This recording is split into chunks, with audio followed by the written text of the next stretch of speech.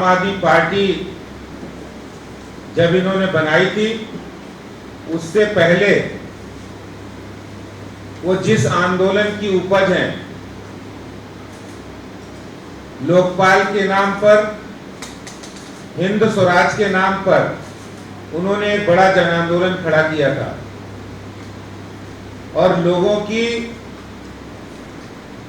आशा और आकांक्षाओं बनकर उभरे थे। आज वो सत्ता में आ गए हैं और वो ऐसी करतूतें कर रहे हैं, जो बात वो पहले कहते थे वो सारी बातें झूठी साबित हो रही हैं। उनके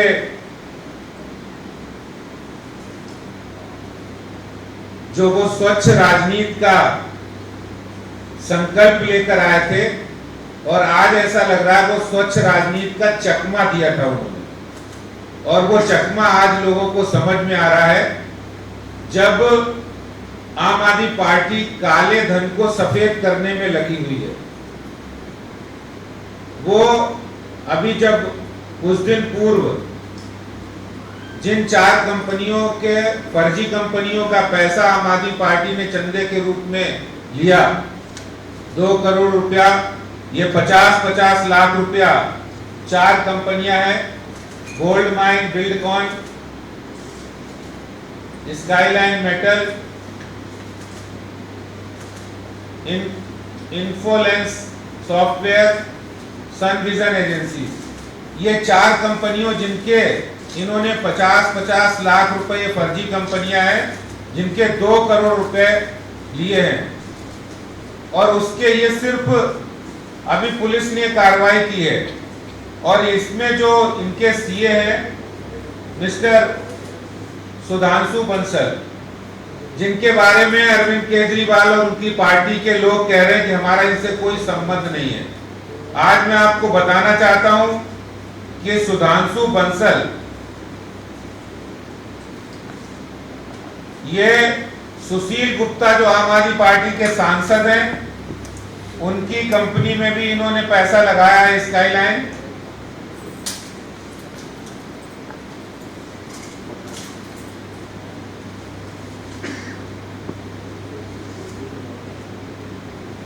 शिवचरण गोयल जो इनके विधायक हैं, उनकी कंपनी में भी इन्होंने शेयर खरीदे हैं, 20 लाख रुपए इसमें लगाया हुआ है। और इसके साथ ही साथ ये जो मिस्टर सुधांशु बंसल हैं, जो सीए हैं, 134 फर्जी कंपनियों के सीए हैं। ये 134 फर्जी कंपनियां कौन सी हैं, इनकी जांच की जाए। ये फर्जी कंपनियों के माध्यम से आम आदमी पार्टी में काले धन को सफेद करने का गोरख धंधा ये आम आदमी पार्टी कर रही है। और ये इसका सबूत है कि आज 134 कंपनियां जो सुधांशु बंसल सीए हैं, जिनका आम आदमी पार्टी से संबंध है, जो अभी गिरफ्तार हुए हैं 2 करोड़ चंदे के आरोप में, और वही 134 कंपनियों के सीए भी हैं।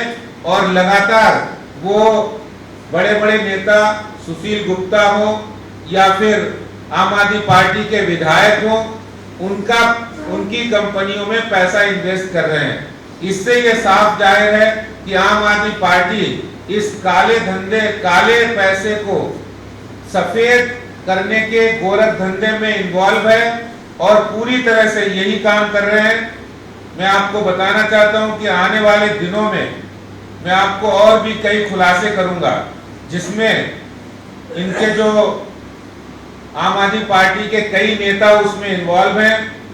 और आम आदमी पार्टी आज आम आदमियों की नहीं बल्कि काले धन वालों की हो गई है। काले धन को सफेद करना इन्हें अच्छा लग रहा है। और इससे पहले भी इनके नेताओं के ऊपर आरोप जग जाए हैं, चाहे वो इनके स्वास्थ्य मंत्री सत्येंद्र जैन पर हवाला के अंदर पैसा लेने का और फर्जी कंपनियों के साथ सांठगांठ करने का हो, या फिर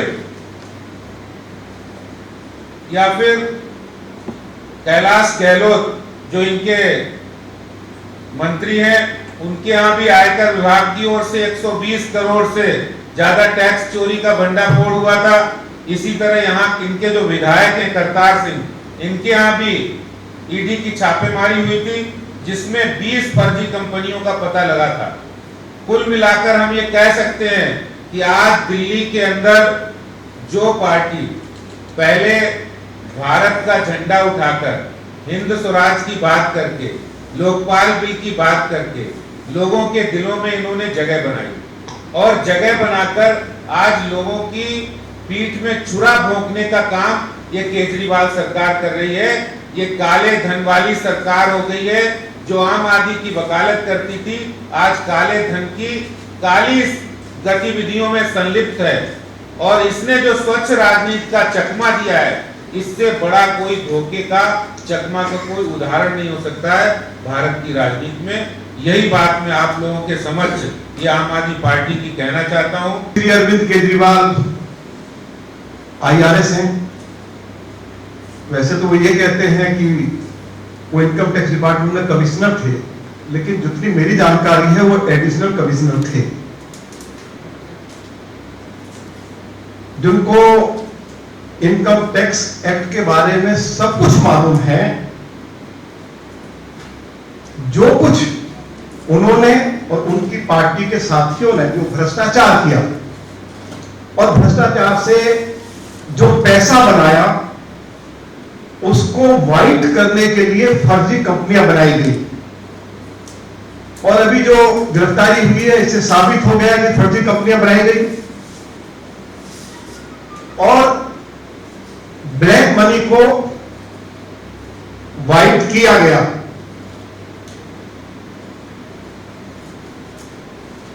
और इन फर्जी कंपनियों का इस्तेमाल किया गया।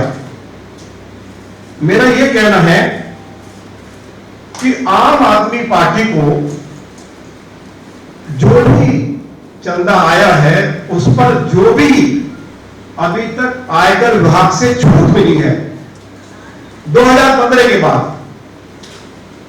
क्योंकि यह साबित हो गया है कि यह फर्जी कंपनियां थी और 2015 के बाद जो भी चंदा उनके पास आया है, उस पर आयकर विभाग को 2015 से,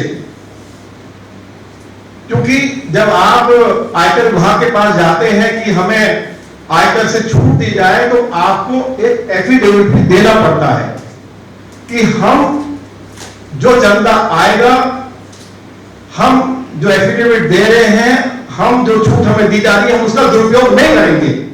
तो दुरुपयोग तो साबित हो गया है और जब दुरुपयोग साबित हो गया है, तो 2015 के बाद जो भी चंदा आया है अरविंद केजरीवाल की पार्टी के पास, उसके ऊपर 35% टैक्स लगना चाहिए।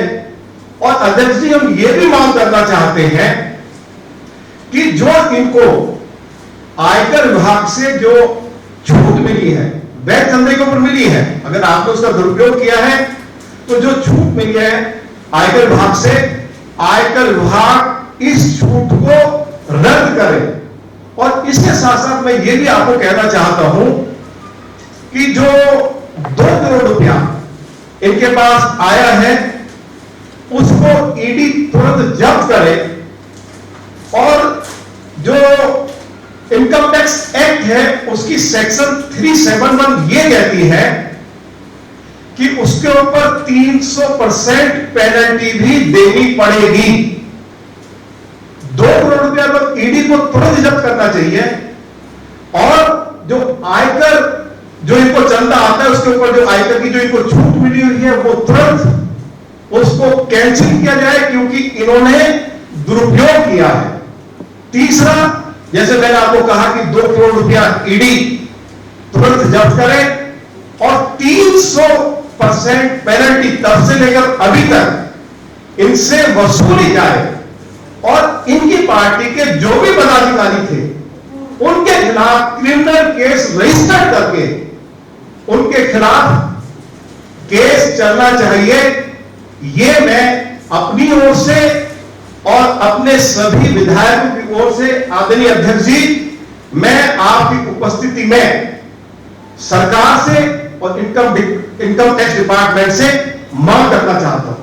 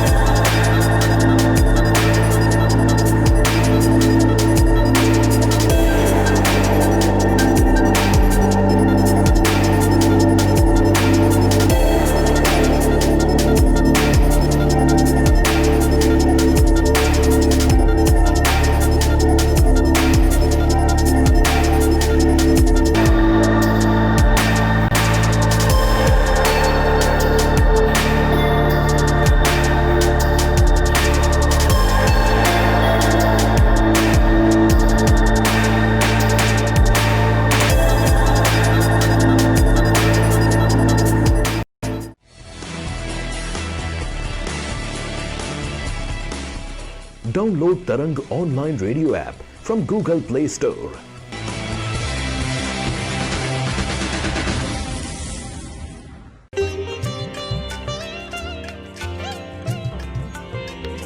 You are listening to Tarang Devotional Online Radio.